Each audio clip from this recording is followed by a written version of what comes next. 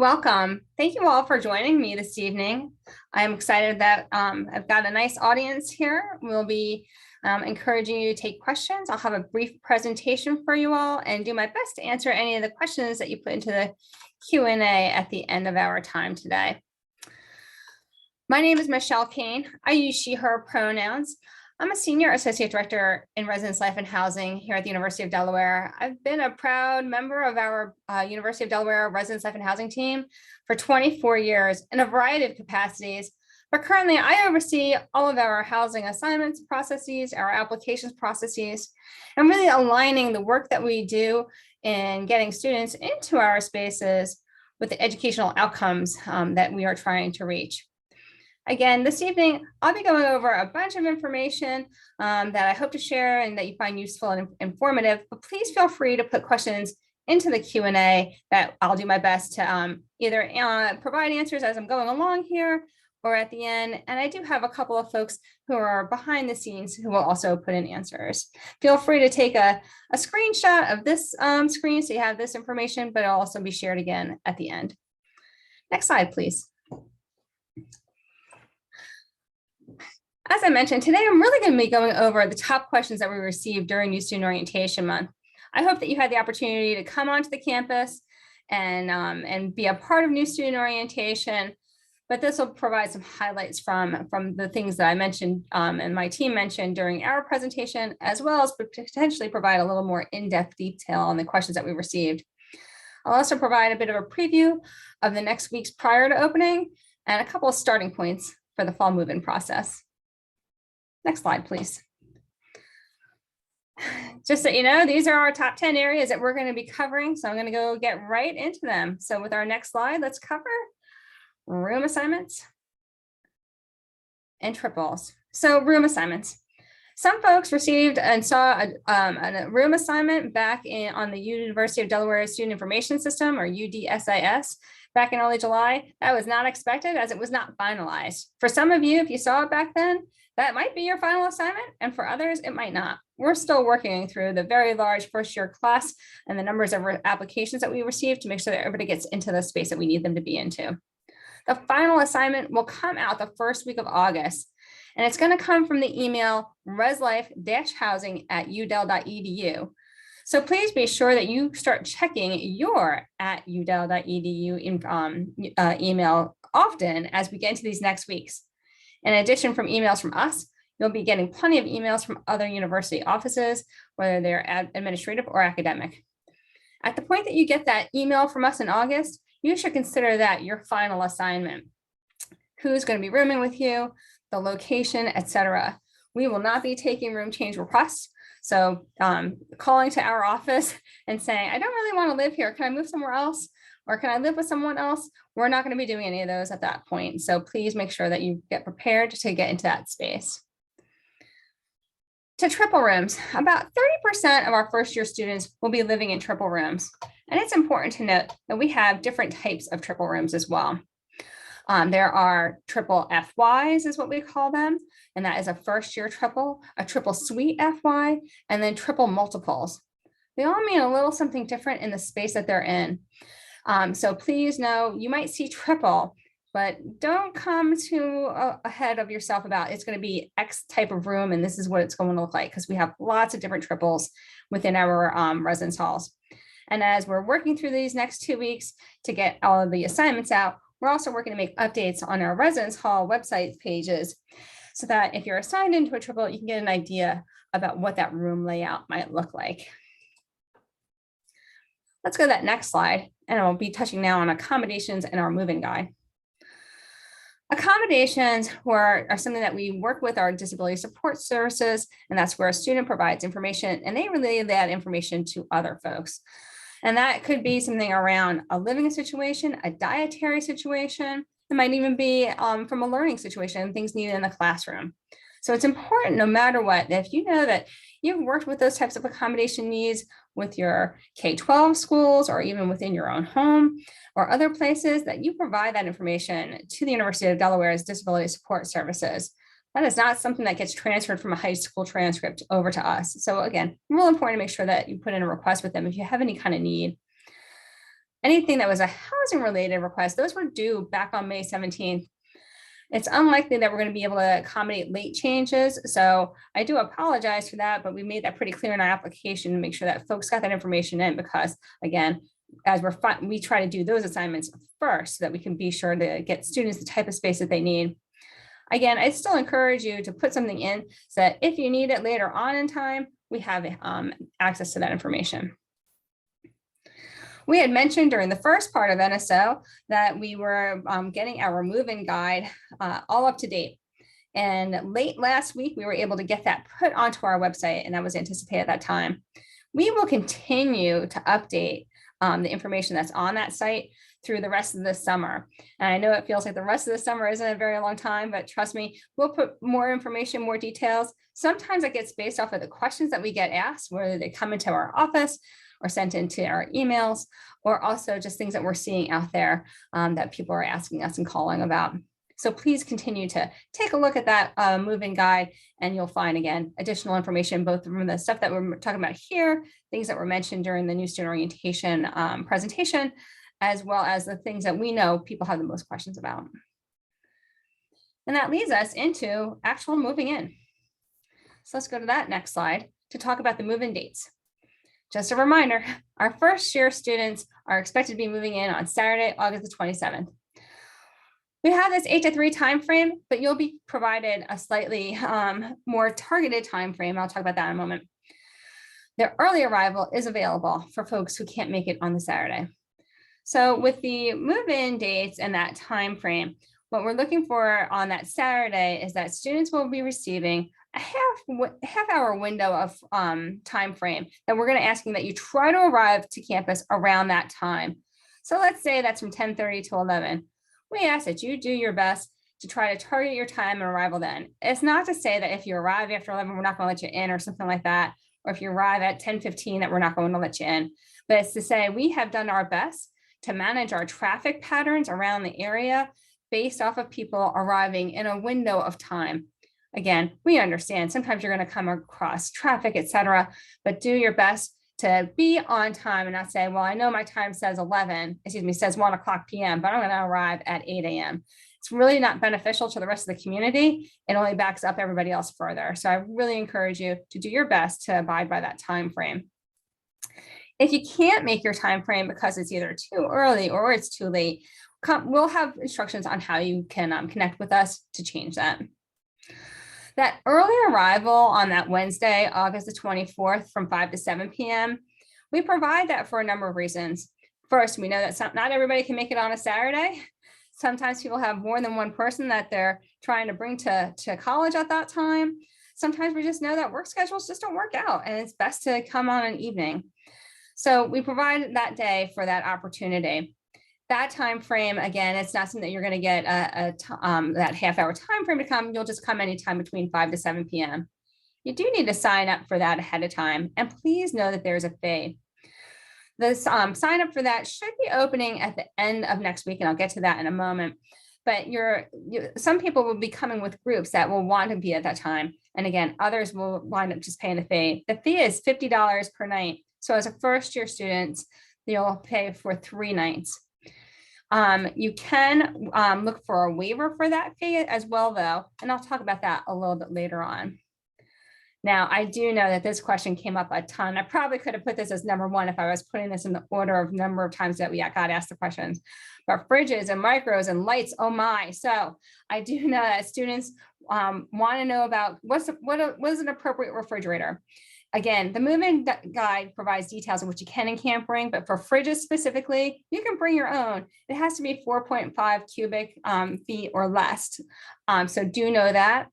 Or you can rent it. We do have a company that if you put in an order, they do request orders by August 1st. I know you won't have your room assigned by then. You won't know exactly who your roommate is, but you can put in the order. You can always modify that order. They're really good about cancellations and stuff, and make sure that you update your room assignment quickly as soon as you receive it, so that that information is appropriate and that your unit gets to us before you arrive.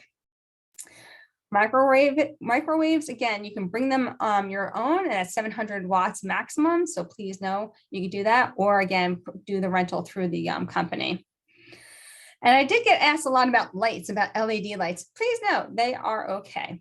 Again, take a look at the move-in guide and it will provide you the details on what you can bring and things that we are also prohibit to make sure that you're not bringing anything that creates a fire safety issue in our residence halls. All right, that brings us to bunk beds and furniture. In our triple FY or triple suite FY, 2 beds will definitely be bunked when you enter that room. Who is going to sleep where? Well, that's something that it's a conversation that you and your roommates are going to have. So for example, I remember being in a triple when I was in college and it wasn't here, it was someplace else. And I said, yeah, I have no problem using the top bunk. I had grown up in a top bunk. It had no problems to me. Other people aren't going to feel that easy about it. But again, that's something you're going to have a conversation with your roommate. I know some people who worked it out where, again, they were just like, I'm comfortable being here and everybody was good where they were. And other times I do know people who have rotated. Everybody took one different bed for like 2 or 3 months at a time, kind of a thing. So they rotated so that everybody had to switch around. You'll have to, again, connect with that roommate and figure out what works best for you. Safety bar is provided on that top bunk. And if you have a double, you can bunk your beds as well. That's not what it'll look like when you go into that room, but you can request assistance from our facilities team who will come and help and assist you make sure that the beds are bunked safely. I get asked a lot of questions about furniture. We did have a display for anybody who was able to make it onto campus that was representative of the furniture we have on campus. But for every student, they get a bed, a desk with a chair, or a wardrobe, and a wardrobe. A wardrobe is a very large piece of furniture that's like part closet, part drawers. If you are in a room that has a closet, you'll have a dresser instead of the wardrobe. And again, it's one of these for each person who is in the room. In a moment, I'll tell you a little bit about how you can find out more about the type of furniture as you get assigned. But for now, let's go to the last 2 points. Air conditioning. Not all of our residence halls have air conditioning. So it is important to recognize that those first couple of weeks are warm. Fans really do work. I know a lot of people who bring 2 or 3 fans, they make it work in the space and they usually find the comfort. I'm not going to say that there's not going to be some really hot nights, and there might be. It's something to understand that again, typically happens those first couple of weeks. It's not as prevalent the last part of the spring semester as it is that early part of the August semester, the fall semester. We do not permit individual air conditioning. So please do not just be like, oh, well, let's get one of those portable ones and put it in the window. That is not permitted. So please recognize that. What I always hear from our students is that while it can be a little challenging to deal with that heat, they keep those doors open, the windows open, obviously not when they're sleeping or anything like that. But again, that's one of those things that they keep those doors open, keep that breeze going, and folks get to meet with each other. It's pretty spectacular. Sharing the space. Again, this is something that I hit on really heavily during our new student orientation presentation. It's one of those things that you have to start thinking about. How are you going to start sharing that space? What are the things that you know matter to you in a shared space, especially if you've never shared a bedroom before, which many of our students haven't. So it has to be part of the conversation as you're getting into that roommate relationship. So whether that's one person or it's 2 people that you're going to be sharing that room with, having that conversation with everyone and trying to do your best to get everyone on the same page. Because it's important to note, if you requested a roommate coming into the university and you only requested 1 roommate, you might still be in a triple. So now there's 3 of you. So you've got the person you've chosen and a bonus roommate. So everybody has to come in agreement. It's going to be really important to make sure you have those conversations and thinking about taking the time to have that communication, not just once. Having it before you arrive here, potentially even more than 1 time. As you arrive here, having some conversations, especially as you start to utilize the room. And then trying to have some perspective. Again, it might be challenging for you. It's possibly also challenging for your roommates. So having somebody to sit down and keep the room as orderly, as neatly as possible, potentially. But again, our resident assistant staff who are on each of our floors, and our residence hall coordinators, who are master's level professionals who oversee our buildings, they're there to help you. So maybe you want to just talk it over with your resident assistant. How do you go about having that conversation? Maybe once you're in the room. But again, they're there to help you and help you thrive. Roommate conflicts are not new to us. They've been happening since the the dawn of time. So we do understand them and they happen. Doesn't mean that it makes them easy, but we're there to help you work through them as best we can. So before I get on to the next slide, I just want to touch base on a couple of questions that have come up so far. The question about the suite multiple style, that means that it doesn't mean that you're in a triple, it doesn't mean that you're in a double, it just means that you're in a room with more than one person in it. That could be 2, it could be 3. Somebody asked about an early arrival and asked to, because they're going to be part of a program. That charge and the fee for that early arrival, every program operates differently. So you're going to want to talk to the program coordinator in charge of that activity to ask them, will the program be paying for that housing fee, or will the student be paying for the housing fee? If the program is paying for that housing fee, they let you know that you won't see that fee on your student bill. If they say the student is required, the student's going to have to sign up for the early arrival, which I'll get to in a few moments, and I'll talk about that in a bit. There was one other question about traditional versus and multiple. Again, it could be a double or it could be a triple. So we have triples and doubles in suite style and traditional style halls. Traditional style halls are what we think of when you're on a long corridor. There are rooms maybe on the left and right, and there's a shared bathroom. Whereas the suite style room is typically 2 rooms, and those could be 2 doubles or 2 triples, which share a bathroom.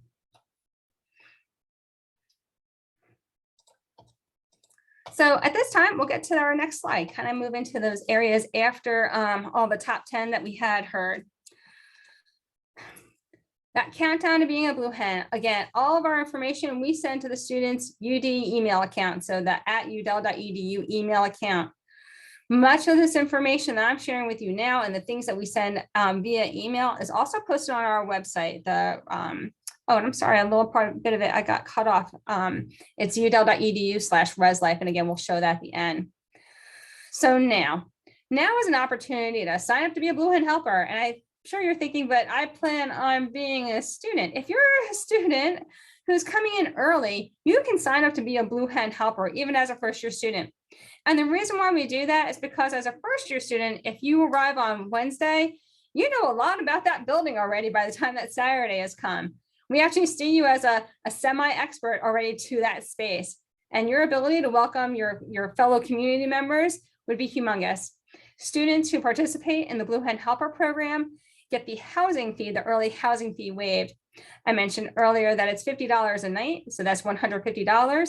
If you're part of a program on our campus that supports early arrival, it would be $75. And again, by participating in a 3.5-hour Blue Hen Helper shift, you'd have those fees eliminated. Please note, if you arrive early on our campus on that Wednesday, dining hall program, the dining meal does not start until Saturday. So just something that we try to do, that if you're going to be able to help us, to make sure that sign up for Blue Hen Helper and get that fee erased. The July 25th, there's another second virtual webinar for NSO. It will be very similar to this one, so there won't be something real different shared at that one, but I appreciate that if you all enjoyed this one, that you tell other folks it was helpful or not, and whether or not to sign up for that July 25th webinar. By July 29th, that's next week, Friday, we hope to have that early arrival application open. Again, that would be for anybody who is planning on like either the need to come early on that Wednesday, August the 24th, or that they're participating in a pre-arrival program, which gets, again, communicated through that pre-arrival program that you need to actually do the sign up to arrive early. August 5th through the 5th, that is the week that we will send out assignments and move-in information emails. Again, it includes information about your roommate, so who your roommate and or suite mates are, your actual assignment, which includes the building name and the room number, and then a lot of information about the move-in process. After those emails, it's time to finalize all things move-in. So let's talk about move-in. Let's go to that next slide for that.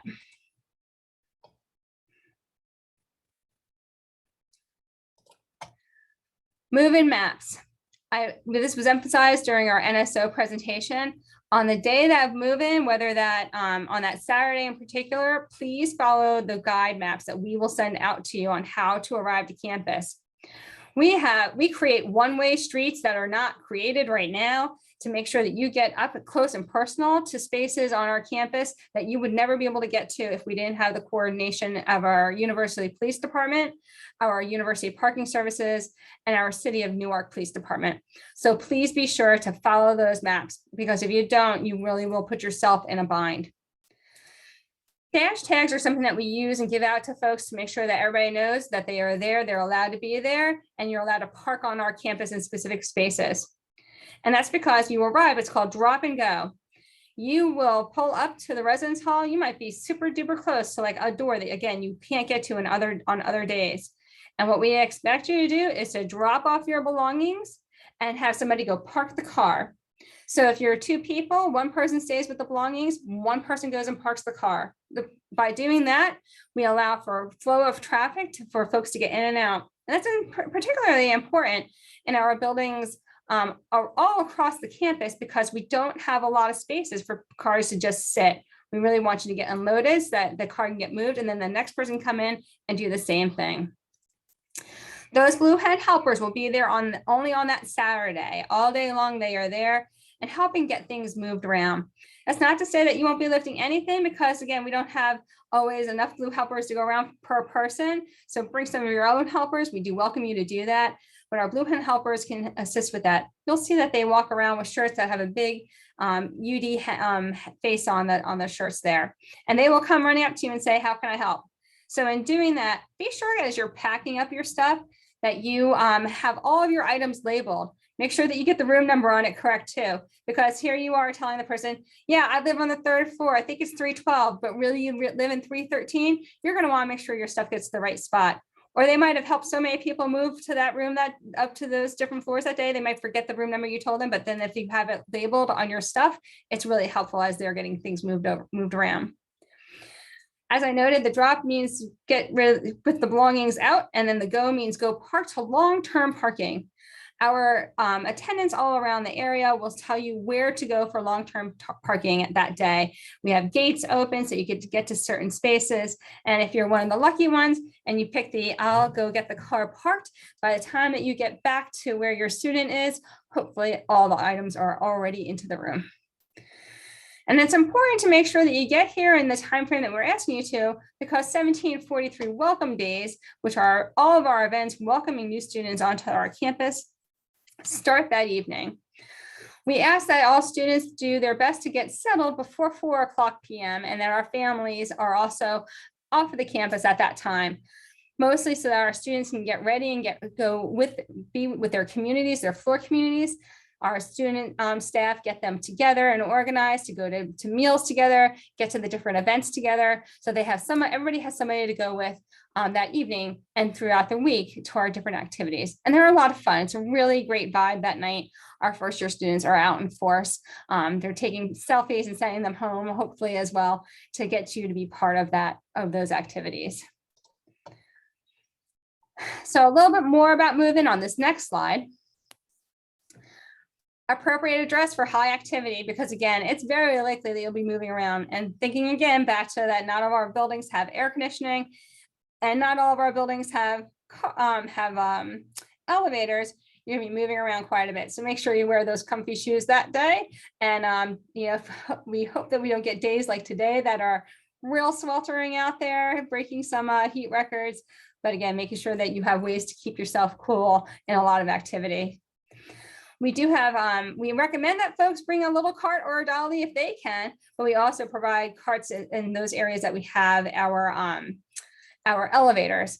I do find a lot of people bring different types of hand carts though with them, because getting those up the stairs is actually not all that challenging. A toolkit is often usually really helpful, especially if you're bringing some kind of piece of little furniture or shelves or something like that with you.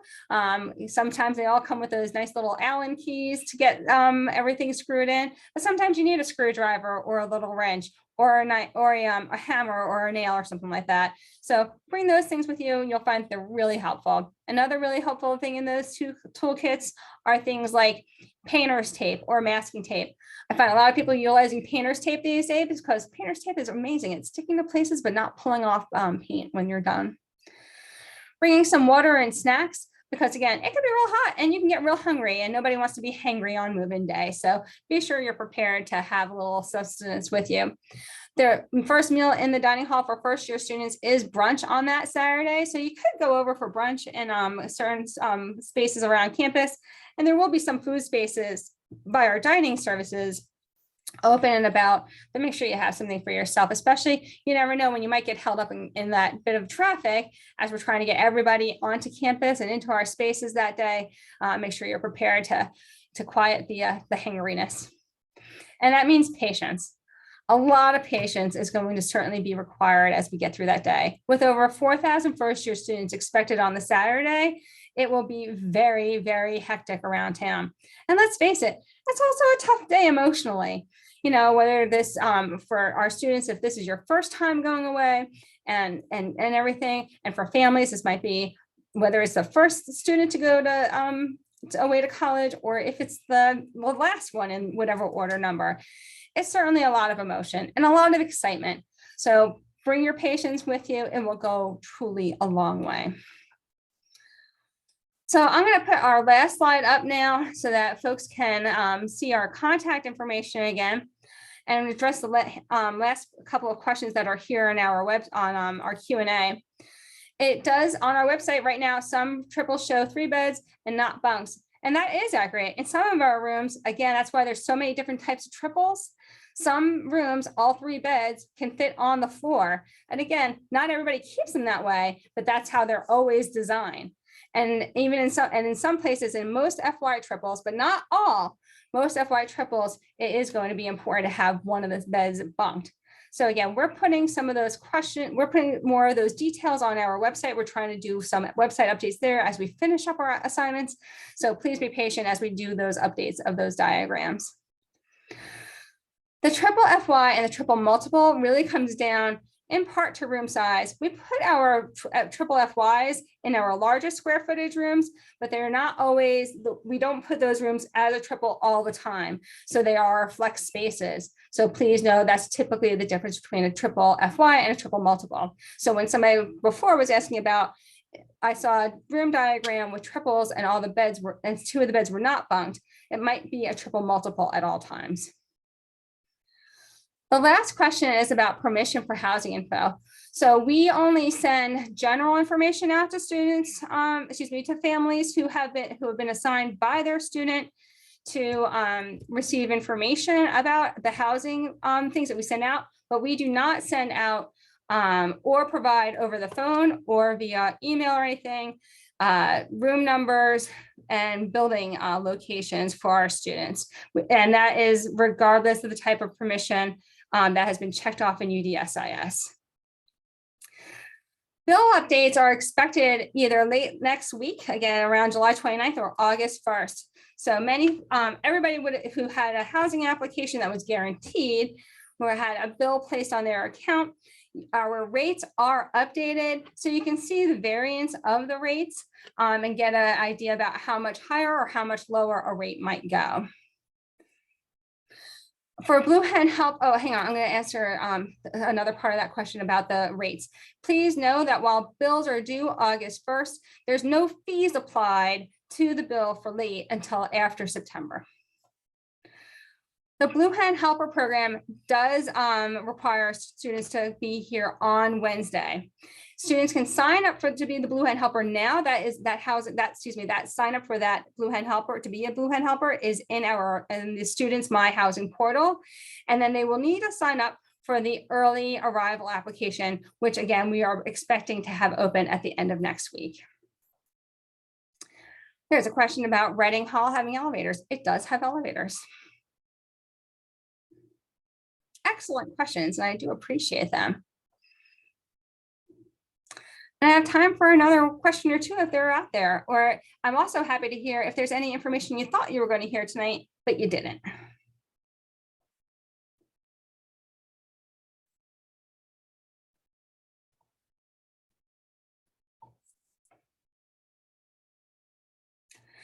So while folks are thinking over if there's anything else they really want to know, again, I recommend taking a screenshot of this screen that you see. Our website is www.udel.edu/reslife.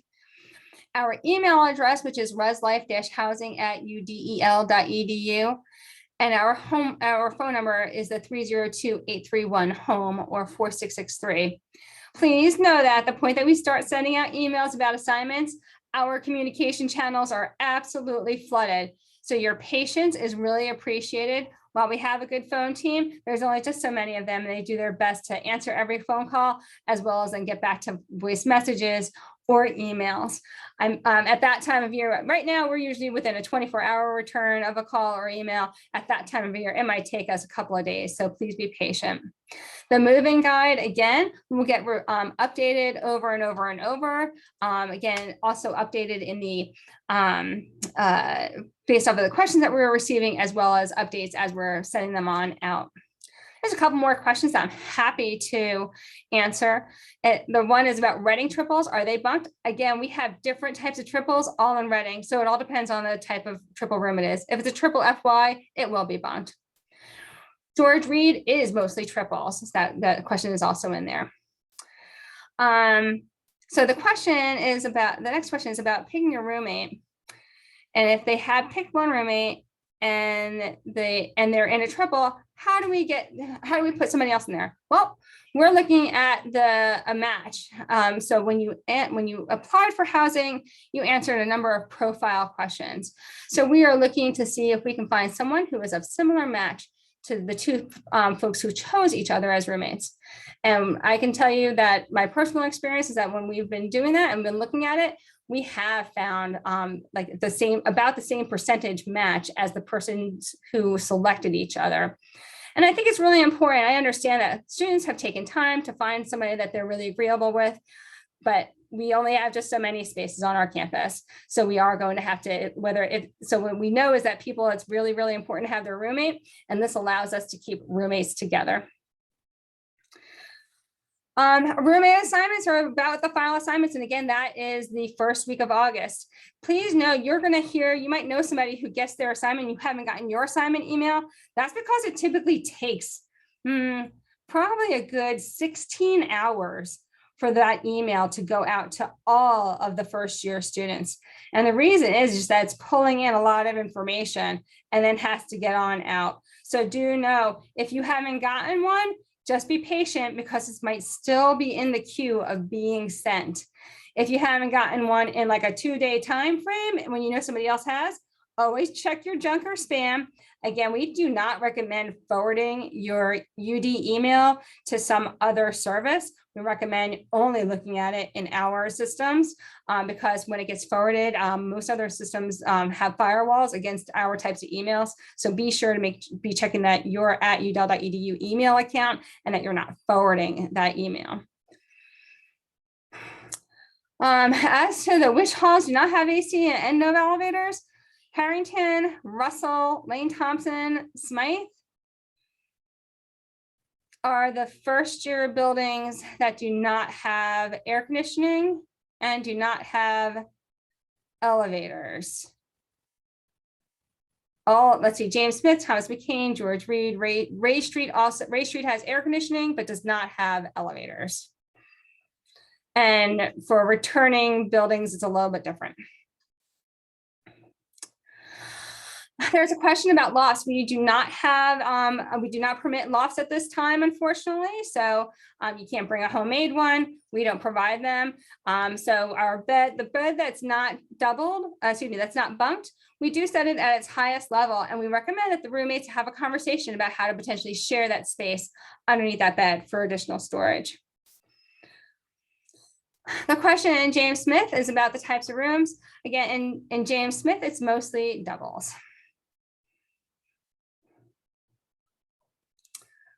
Question about the drop and go and about coming back onto campus.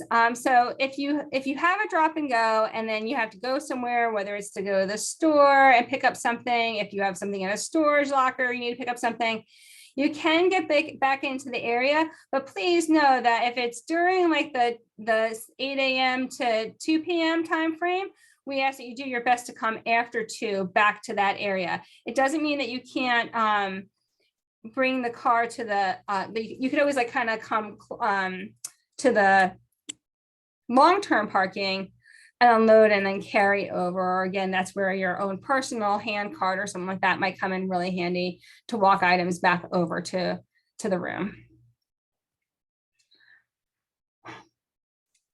It says for roommates, is it co-ed? And I'm not sure if in a room, rooms are assigned by gender. Students who live in our gender inclusive community will be assigned based off of other specifications provided. But otherwise, our rooms are assigned by gender in a room. But next door, it could be male or female. So that would be considered co-ed. And again, some of that is dependent upon the floor or the building, because some buildings we do have one gender for the entire floor.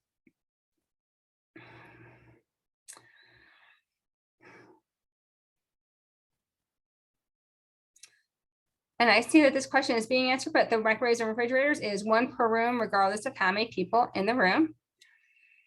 In terms of how long you have actually to move in, again, the drop and go, that should take you very little time to unload the car and just get that car going. Getting stuff up to the room, that could take a little while. It all kind of depends on how many helpers are there. Getting the room organized and ready and fully unpacked, that's going to take you potentially weeks. And the reason why I say that is that you might not know how you're going to use that room when you get up to that room and get up to that room space. My recommendation is get yourself generally unpacked, but don't feel like everything needs to look picture perfect by the time of the end of the day or that your family is leaving, because that really that's a space that you're going to personalize as a student. And the other thing that I really love about students is that they go into other people's spaces, they get invited, they're walking around, they're meeting each other, and they see how another space is being used. Especially if you're in a triple, I find that the best ideas come from the person down the hallway who you're going to see set up the room and you're like, oh my goodness, we should totally do that. And then go back to your room and work with your roommates about resetting up that space. So in terms of how long, it's really person dependent. But again, if you're in that space for more than 2 hours setting up, you might want to say it's time to take a break and go for a walk, clear your head, go get something to eat, and then come back to it. In Russell, because again, those rooms are not air conditioned, we do not have those rooms tripled. So same thing in Harrington, Lane, and Thompson, where we do not have air conditioning, we do not have triples. We only have carts available in the spaces that have elevators. So going back to South Academy, Reading, Gilbert, James Smith, Thomas McCain, and George Reed. So a really good question about extension cords. So you want something that has a surge protector on it. And I recommend that you look for extension cords that are long, because while each room probably has 4 sets of 2 outlets, and those are a 3-prong outlet, where you're utilizing and have a hookup might not be close to that area. So having a longer cord on that surge protector extension cord is going to be really, really handy. There's a question about finding out the window size for the room assignment. Again, we'll have some examples up on our website, but they're not going to be precise. So take a look at the website. And then for each of our residence halls, we'll have a 3D virtual tour, and that tour has a measurement tool in it. And I highly recommend you taking a look. But again, every room is going to be different. So if you're looking for a precise and exact measurement, you are not going to get that from us or from that site. So you're going to have to be a little patient with that. On the fridge, again, only 1 per room, regardless of the size of the room. And the same thing with the microwave. Command strips are allowed. That's a really great question. The one thing about command strips is that they are sometimes persnickety on their own. You really want to, if you've ever used them before, you really want to make sure that they've had the proper setting time before you hang anything on it. I have seen a couple of tips on utilizing painter's tape with command strips. So putting up the painter tape and then putting the command strip over the painter tape before putting on whatever hook or anything. It both can save the paint itself, but also be a better surface for the command strip to adhere to. All of our beds are twin extra long. So I do know plenty of people who have made a twin size sheet fit on a twin extra long bed. I know people who utilize full size sheets on them, but the twin extra long bedding is also really ideal. Our mattresses are a plastic sealed mattress. I know some folks find them incredibly uncomfortable, and they often bring their own mattress pads for those pieces.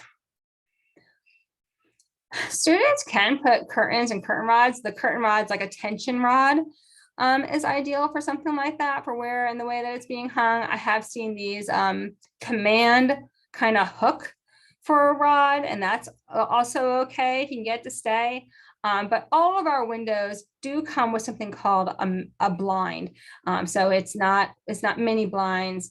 The formal name for them are MECCO, M-E-C-C-O blinds, and it is a rolling blind that goes up and down. That is, again, in each of our residence hall windows.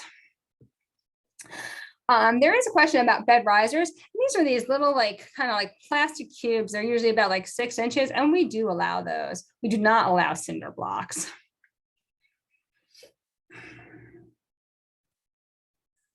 All right, so we've talked about triples. Again, all the triples are going to be a little different. We do not permit lofts at this time. And again, I hope that if you find a window covering that you're really excited about, it's some of it's just about the setting it up and making sure that it accommodates your needs. Excellent questions. You folks are really prepared, and that's exciting to hear.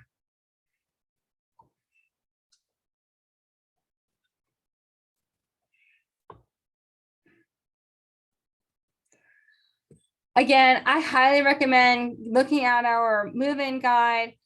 Being patient has been super appreciated, especially as we are working through a very large and unexpectedly large, but an excitingly large first-year class.